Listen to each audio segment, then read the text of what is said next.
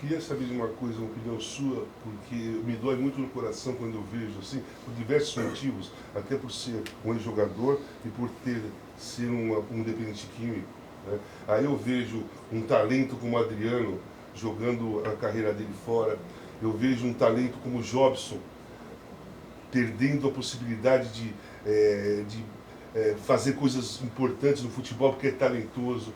Eu vejo o Walter, que não é por dependência química, mas é por relaxamento de peso, jogando a carreira fora. O Walter podia jogar em grandes equipes, na minha opinião, pelo talento técnico que ele tem. Você como ex-jogador, treinador de uma seleção brasileira, um ser humano emocional, o que você sente no coração quando você vê pessoas assim, talentosas, jogando a vida dela para o alto por causa de problemas de dependência, problemas de falta de responsabilidade, qualquer coisa que seja? Primeiro, não teve o estalo e a luz que tu tiveste em te conscientizar de buscar esse auxílio e trazer pessoas importantes que pudessem contribuir a isso tudo. Você tem que ser muito corajoso, tem que ser muito grande, cara. E eu lembro especificamente, ficou falando de alguns atletas, especificamente eu lembro do Walter. O Walter, quem lançou ele foi internacional, fui eu. E quando eu fui entregar a ele o prêmio de destaque de bola de prata, eu acho que foi em 2015 que ele ganhou, não sei, eu peguei ele, dei um abraço e falei no ouvido dele, digo, Walter, busca uma nutricionista, busca uma pessoa que possa te ajudar para te entrar em forma, não deixa de ficar assim, porque é notório que há a possibilidade de cair a carreira. E ele sabe, eu falei disso, estou falando isso para o bem dele, porque o talento é muito grande, né?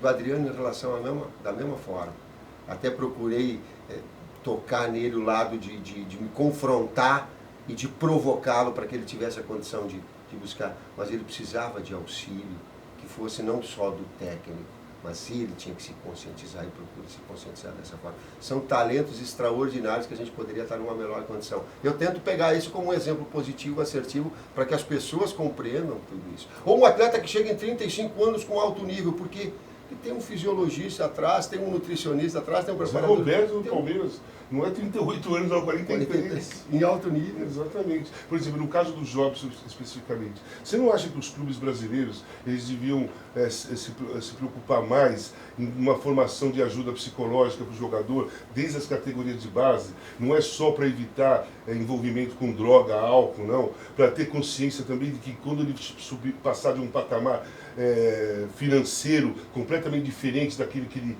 vive no início da carreira, ele saber se utilizar daquilo, ele saber se deslumbrar menos possível, porque o deslumbre é inevitável para jogador de futebol. Você se sente deslumbrado no início, quando você É a própria verdade, mas né? o segredo é você voltar mais rapidamente. Eu acho que tem muitos jogadores que demoram para voltar à realidade. Você não acha que os clubes deveriam ter uma ajuda maior, um psicólogo, trabalhando com a cabeça desses garotos, orientando, mostrar para ele que o futuro oferece diversas coisas, boas e ruins, que ele tem que ter condição de escolher? As estruturas das equipes, elas estão cada vez aumentando e melhorando. Uma das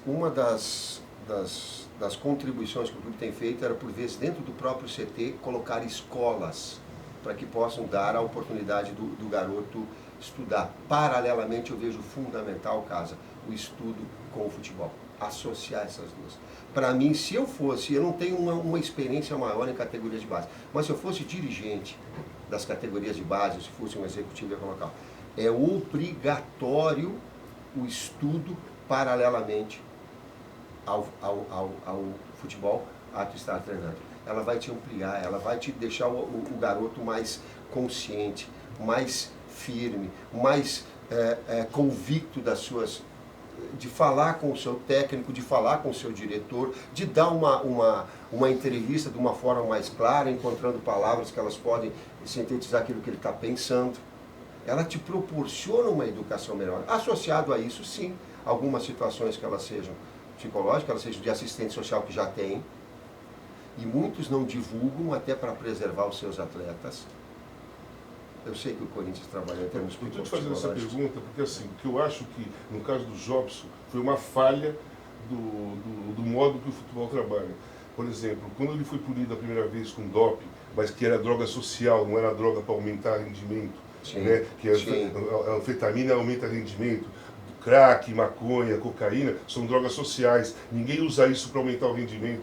Se o cara usa isso e é pego no antidoping é porque ele não resistiu a não usar. Então isso significa que ele está passando por um problema doentio, né? Ao invés de ficar esperando a punição dele passar para colocar ele para jogar, ele não podia estar numa clínica se tratando com o acompanhamento do próprio clube, porque é o responsável por ele, é o clube, e não ficar de braço cruzado esperando o cara passar a data de punição para colocar o cara para jogar de novo, mas com a mesma cabeça, da mesma forma, doente do mesmo jeito. Isso aí eu não estou pensando no atleta, podia ter salvado melhor o ser humano que é o Jobs. Não é o jogador de futebol. Eu responsabilizo o clube. Eu não sei qual clube, não vou falar que é Botafogo, Cruzeiro, qualquer clube que seja que ele tenha passado, mas algum deles falhou nesse ponto. Caso uma das experiências, sem dar o nome, eu vou contar uma experiência que eu tive a primeira vez que eu estou manifestando de forma pública. Teve um atleta com esse problema, eu liguei para o empresário dele e falei, o que eu posso fazer, o que nós podemos fazer? E ele me disse assim, Tite, a mãe dele queria assinar um documento para mim, para que eu o internasse, porque ela não consegue ter contato com ele, e ele está precisando de auxílio. E eu falei, você está louco, eu não posso fazer isso, não sei, não é nem legal isso. Ela queria transferir, ela como mãe, uma responsabilidade para ajudar o seu filho. Olha que nível se chega. O quanto isso é amplo, o quanto isso é importante, não só para o atleta, mas de uma forma geral. Vai acontecer isso numa atividade... Só uma coisa, eu fui internado sem eu querer. Meu filho mais velho assinou a responsabilidade ali dentro de uma clínica. Eu quero que meu pai se trate, ele só vai sair com alta, ou se eu tirar, meu filho assumiu a responsabilidade. Eu acho que dá um beijo, imagina tu dar um beijo, o quanto abraço e carinho tu tem em relação a ele. É enorme, cara. Pelos três. Mas meu filho mais velho foi que assumiu essa responsabilidade. E eu acho, por exemplo, meu filho assumiu, um clube não pode fazer? Sim. Sendo que ele te dá retorno, você vai ganhar dinheiro numa venda do cara. Quanto melhor ele estiver, melhor vai ser um futuro de negociação com o jogador. Ou se ele se perder, você vai perder um talento. Vai ser mais um. Você acha que o futebol pode tratar o jogador de futebol como sendo mais um só? Não pode viver como um ser humano que precisa de ajuda? Pode, mas essa ação em termos de clube, ela pode ser ampliada, assim, em casos específicos ela Vou te pode falar ser. uma coisa, agora um papo mais leve, né? Você fez um ano sabático, você foi para a Europa, estudou, tem vários treinadores que vão lá, estudam, tá, não sei o quê, voltam, tentam trabalhar e vão fazer trabalho de alto nível, o seu de alto nível. Aí o Renato, ele sai da praia, ele vai lá no Grêmio, e faz o Grêmio ser campeão da Copa do Brasil. O time dele joga maravilhosamente bem, está em segundo no campeonato, está classificado na Copa do Brasil, vai se classificar na Copa Libertadores da América. Não estou falando que ele não estuda, não. Ele estuda do jeito dele, ele tem um modo dele lá de estudar. Mas assim, ele não sentiu necessidade de ir lá fazer curso. Agora eu te pergunto assim, há tanta necessidade assim de se fazer tanto curso para ser um grande treinador?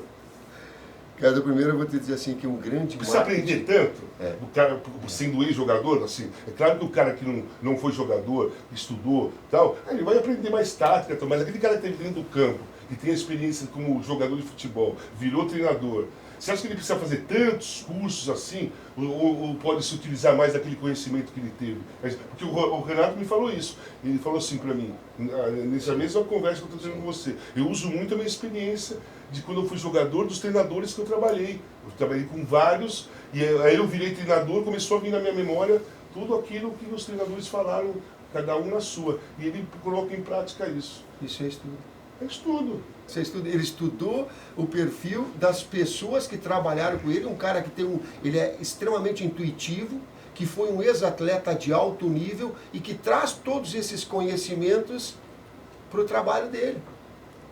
E existem espaço para as duas formas de tu encontrar excelência. De excelência, tu buscar o teu melhor possível.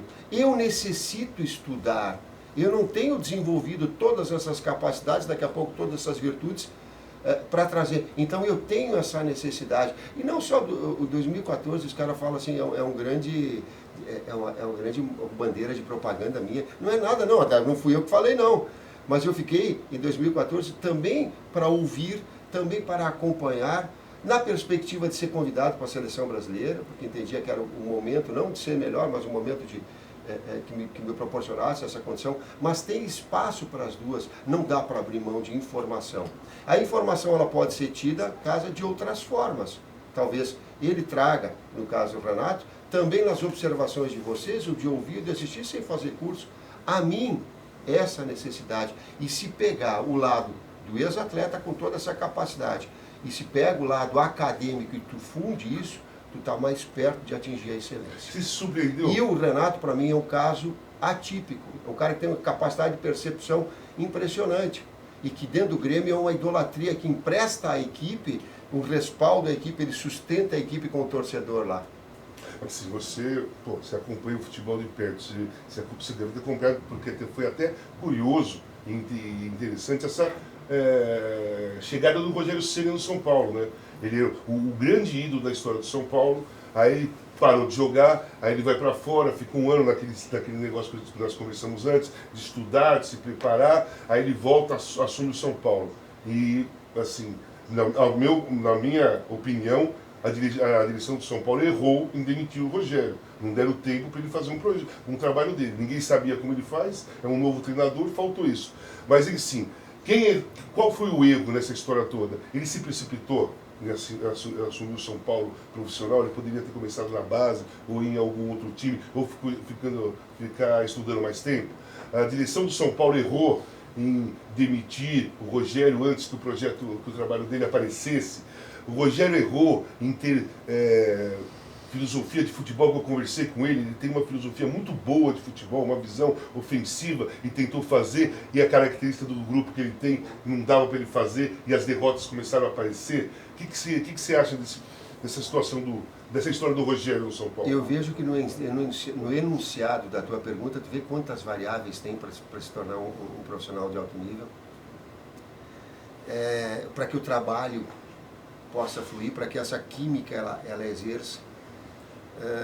Uma manifestação a respeito do Ceni foi quando ele me perguntaram a respeito, eu digo, poxa, ele é um cara muito corajoso.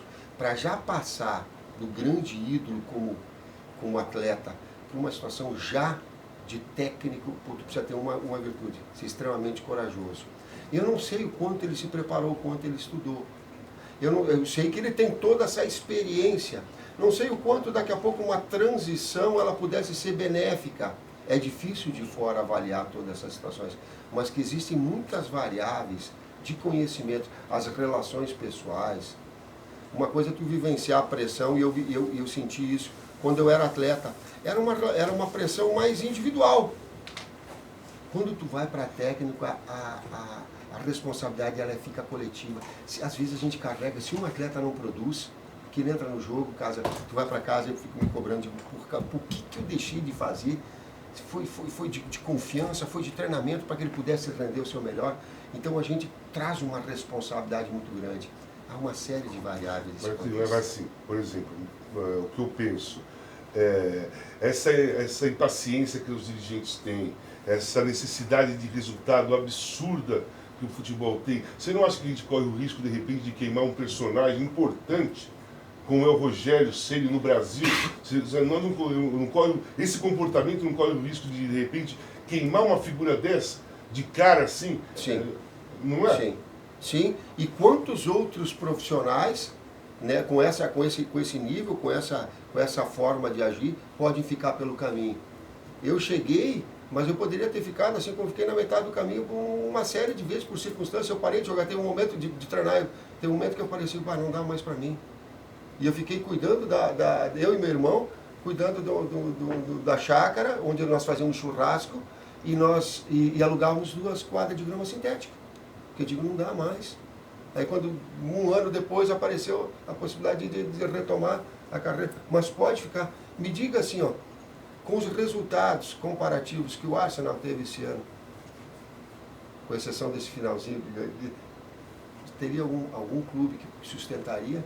Aqui no Brasil? Aqui no Brasil. Não, de forma nenhuma. Não, e até assim, perder de 8-1 um jogo sustentaria. E você pega, por exemplo... Ele perdeu o Arsenal, perdeu de 8-1 um dos O Alex Ferguson ficou 23 anos, 28, não sei... a gente está falando assim, uma situação quantas não precisa vezes, ser isso. Quantas vezes teve crise ou perdeu jogos importantes nesse meio de caminho enorme aí e não foi demitido? Por que no Brasil os dirigentes não conseguem ter paciência de 2 anos? Os caras conseguem ter paciência de 23, de 24? Para te dar um... Eu digo assim, se dessem aos profissionais, tu está advogando em causa própria, estou. Tu está sendo tendencioso, mas eu sou um cara tendencioso, sim, à classe, mas extremamente coerente. E não tanto assim, isso aí avaliar. Desse 1 ano de trabalho.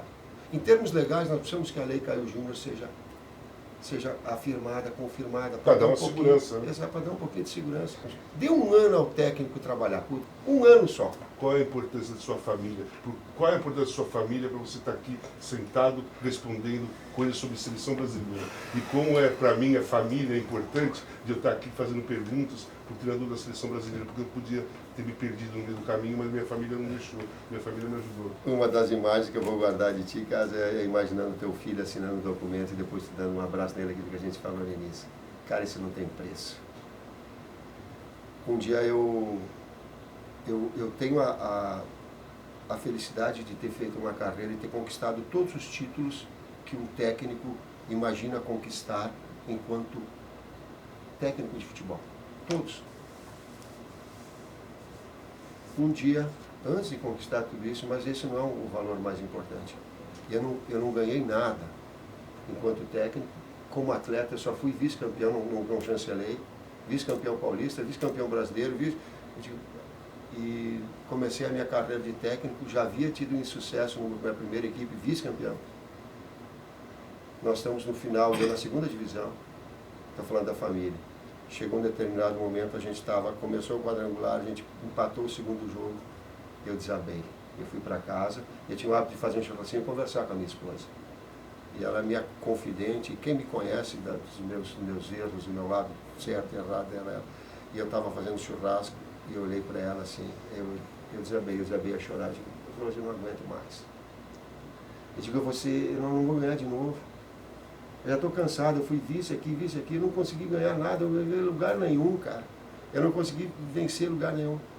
Ela foi de uma sensibilidade danada, ela me deixou eu falar, me deixou eu desabafar, me deixou eu chorar, dizendo assim, eu tenho certeza que amanhã quando tu vai para o trabalho, tu vai pegar essa energia de novo e vai trazer para o pai. A gente foi campeão, o primeiro título que eu tive no Veranópolis da 2ª divisão.